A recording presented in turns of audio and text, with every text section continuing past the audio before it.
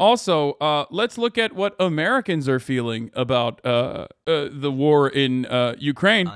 Kim and Pete or Vladimir and Volodymyr. This is, of course, by a friend of the show, Maureen Dowd, who wrote yet another absolute banger. Can I just say, oh my God, dude.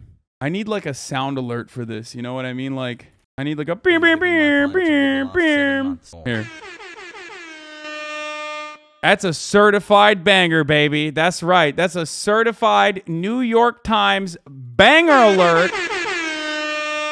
Kim and Pete or Vladimir and Volodymyr. Maureen Dowd, an opinion columnist for the New York Times opinion section, okay? If you were thinking like, how can the New York Times opinion section get worse at what they fucking do? Well, you know, this is it. Here it is. I mean, wow, 18 months. I was expecting this for like the slap, you know, the Will Smith slap shit, but now we're back at the Kim and Pete section of the conversation. So please, Kim Kardashian, don't elope with Pete Davidson. This is what Maureen Dowd is writing, okay? Maureen Dowd, sponsored by Kanye West, wrote this article, allegedly. We're already distracted by the wonder of Ketanji Brown Jackson and the blunder of Will Smith, the arrival of dreamy spring days, and the return of dreaded mask rules. If we get one more shiny object to contemplate, I fear our support for Ukraine might waver. Do we have the attention span to stay focused on the Russian descent into pure evil? I'm just gonna keep, every time she just says it, I'm gonna blast off like that. Banger, certified banger. Don't do it, Kim, because I will not be able to stop paying attention to Ukraine. First of all, America's already moved on. Okay, like the average American is moved on. It's too short of an attention span. That's just how it works. With the brutal methods perfected in other conflicts, the Russians are committing even ever more brazen atrocities. They are raping and killing civilians. On Friday, they struck fleeing civilians in a train station in eastern Ukraine, where a missile psychopathically labeled "for our children" killed at least 50 people and wounded nearly 100. Why do they need to hit civilians with missiles? Why this cruelty? Volodymyr Zelensky asked the Finnish parliament on Friday, adding, sometimes you think whether they are human at all. But are we moving on? Moving on, after all, is the favorite American activity, and technology has exacerbated our twitchy consciousness and sensationalist culture. Maureen, my sister in Christ, you built the media infrastructure that creates immediate fucking boom bust cycles. You're playing a role in it. America created this fucking this PR cycle, this PR reliant, outrage reliant media cycle. Of course they're gonna move on. Americans know how to fucking move on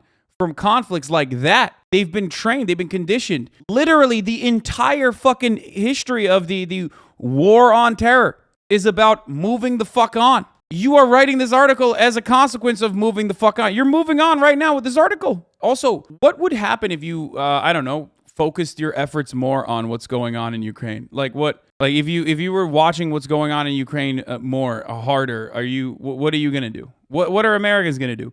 What does the average American do in this situation? If they're like, oh man, I need to watch, Ukraine's getting butchered. Ukraine is getting butchered at the hands of Russians every fucking day. What? Are you going to tweet Russians into submission? Are you going to vote? You're going to vote harder, dude? We have nothing. We have no power. At this point, it's like we have a semblance of democracy that's not real. And on the other side, you have, in this proxy war, on the other side, you have a singular, I can't even say it's an oligarchy anymore. It's just like a super centralized authoritarian leader doing whatever the fuck he wants to do. What's up? How are we gonna deal with this? And in the middle, you got Ukrainians who are just fucking getting blasted for no fucking reason. They're just in the way. But trends are transient by definition. American attention goes from transient to transient to transient, a lifetime of ephemera.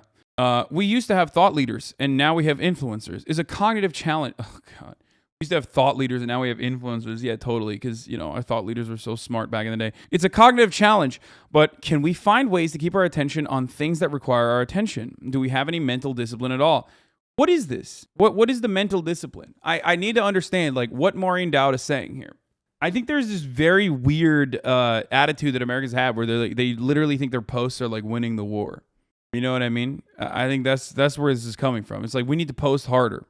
Like we need to keep focusing on the war, which, we do every day. And I knew that this was going to happen. I told you this from the jump. When it first popped off, I was like, listen, I cover the news no matter what. I cover the news when on the off days. I cover the news on high notes. I cover the news when it's, usually the low notes. But most people, And you also watch the news. You come in here to learn about what's going on in the fucking world. But most people don't give a shit. It's just the reality. And I was right. People have already moved on. People have moved on to different things that are going on. Consider climate change. We can stick with our concern when California and Colorado are burning to a crisp, but then the fires burn out and we move on to the next thing, the next trend. Crises are not trends. Look at the energy independence. We dwell on it when Saudi Crown Prince sends a team to dismember Jamal Khashoggi or when Vladimir Putin shows what a monster he is in Ukraine. But when the fickleness of our attention span kicks in, high gas prices, make peace with the monsters. Biden needs to make up with Saudi Arabia or China will gain. Read the headline on Karen Elliott's house's piece in the Wall Street Journal. That's at least more honest. Like this right here is more honest. They don't even give a shit about peace from the point of view of like ending the senseless bloodshed occurring and trying to stop Russia from murdering more Ukrainians, right? They've basically, like, Wall Street Journal at least is a little bit more honest about it, where they're just like, yeah, we need to stop this nonsense because China is gaining momentum and Saudi Arabia is gaining momentum. It's like, first and foremost, energy independence. The fuck do you think Chevron, Exxon, Shell, what do you think they do? You think our fucking oil giants, our gas and oil giants aren't, one, simultaneously collaborating with the OPEC plus nations, obviously, two, gouging the American people on the fucking home front, and three, more importantly than that, in an endless effort to extract more oil from the fucking ground internationally, engaging in the exact same bloody conflict that Russia engages in. You just don't cover it in the fucking New York Times. When an American oil and gas provider gives money to rebels in Nigeria, to create volatility and instability in an effort to force the Nigerian leadership's hand and bring them to the bargaining table. That's still senseless bloodshed. That's still senseless bloodshed. That's not, our oil is not independent and good. Our oil is still bloody. It's bloody as fuck. It's so stupid. This idea that like, oh, our oil is clean from the blood. Yeah, no, the Iraq war didn't happen, by the way. It just never happened. Not a thing. Our oil is ethically sourced, dude. Sure, certainly. To add to the distraction, Putin creates his own alternative reality in Russia, as Donald Trump does here, with those susceptible to his lies. The Russians denied skirting the train station in eastern Ukraine. They claim the Ukrainians are blowing themselves up. Yeah, literally a tactic directly taken out of, by the way, the American textbook of waging war. American textbook of waging endless imperialist bloodthirsty war. That is, Russia is literally fucking carbon copying what we do, motherfucker. You will never hear that from Maureen Dowd, of course. Oof. I called Jaron Lanier, known as the father of virtual reality, to ask him about this. What? It takes a lot of energy to process a big lie compared to a little lie. And so the big lie actually has a better chance of sailing through. He said this from his home in Berkeley, California. He shared his philosophy that throughout history, when politics, culture, and technology get too fancy and theoretical, they tend to lose staying power and brutality breaks through. The Bolsheviks had this tremendously sophisticated, fancy rhetoric and all these complicated ideas, Lanier said. They were building their own socioeconomics. Then basically what happened is Stalin came in and said, no, it's really just about violence and domination and screw all that. Yeah. No, totally. Centralization or collectivization, industrialization in an otherwise agrarian society, and the necessity for said industrialization and the speed in which it needed to happen as a consequence of World War II was certainly not a factor into consideration. It's just a tad bit reductive, but hey, whatever. Fuck it, YOLO. I mean, Stalin was a brutal fucking dude, okay? Straight up. It wasn't just like, hello, I'm Stalin. I love being brutal and violent. It's fucking sick. It's poggers.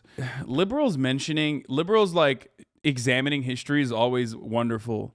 Unless this dude is just straight up saying like we must embrace dialectical materialism and Stalin actually was revisionist in a different way and his applications of Marxist-Leninist principles were wrong. And he's just spitting. He's just saying, embrace Maoist thought. My man is to the left of Stalin. That's what he's saying. He's like, this is unacceptable. He's a Trotskyite in the New York Times. He's not a Maoist. He's a Trotskyite. Okay, yeah, he said permanent revolution, international communism. This needs to continue. We must wage war. America. He's an American trot. I think the current wave of populism has a character, so this very crude thing comes in. There's more and more sophisticated talk about how we're going to do blockchain, non-fungible tokens. Bro, the average American doesn't give a fuck about this shit, dude. What the fuck are you talking about? What is this? Like, this is so self-centered around, like, the media bubble and, like, fucking DC weirdos and, like, all the people that spend all their time on fucking Reddit and Twitter. What the fuck? Yeah, dude. People in the Appalachians are always like, yeah, man, I know. Like, I don't know if I'll ever get another paycheck, and my entire family died because of fucking, opiates that doctors prescribe. But actually, I am really confused by this non-fungible token and cryptocurrency stuff. That's what's happening. Basically, the Russians came in and said, screw all your ideas. We're just going to brutally take this stuff over and use it for power. Putin's psychological operatives looked at that stuff we do on social media and said, we'll just step in and use that to weaken you. We don't care about these ideas. I think ideals are great, but idealists who get too involved with their own sense of getting more sophisticated to perfect their schemes, I think it reverts to brutality. We live in a world of easy deceit and endless distractions. Solidarity with Ukraine is trending now, but will it last? Real solidarity is not a trend. It's a commitment. Can the Ukrainians count on us, or are we going to let them down as our attention wanders? Yo, this is so fucking stupid because our attention has nothing to do with Ukraine. It never had anything to do with Ukraine. This idea that, like, us paying attention to what's going on in Ukraine would somehow dictate American foreign policy is laughable. It is so fucking stupid. I don't know what else to say about it. And I say this as someone who does pay attention to Ukraine pretty much 24/7. I cover this all the time. We in this community have raised money. We are routinely covering every single thing that happens every single fucking day. And I say this as with all of my heart, okay? With all honesty, Americans, whether they actually gave a shit and covered it all fucking day or not, have no way to dictate what happens in Ukraine. This is a call to, in the most like clickbaity way possible, I guess, make Maureen Dowd get more coverage in the media. Purely written so that with this dumbass title and dumbass fucking photo, specifically so people talk about how stupid it is. And I'm doing it right now. I'm literally fucking giving into that. And not only that, but also this is actually taking attention away from Ukraine. If our attention on Ukraine was in any way, shape, or form remotely meaningful with what happens in Ukraine, and it wasn't just completely like multiple layers of power removed from the average citizen's interests, wishes, knowledge, okay? If we somehow had a way to dictate what happens, that American foreign policy, we somehow actually had like some form of direct democracy, and we could dictate what America does in Ukraine, then this article would be taking our attention away from it as well. Can you simply state that foreign policy decisions aren't made based on popular sentiment? I mean, yes, there is no greater example of that than the Iraq War. There is no greater example of that than anything that America has done. You think if popular sentiment actually dictated American policy, we'd be living in a fucking NHS style, socialist healthcare. If Americans had all of the information and were able to make clear decisions on what they want, and the government actually responded to those wishes without muddying the field, there would be no fucking wedge issues. You know what I mean? We would have healthcare. We'd have fucking trains.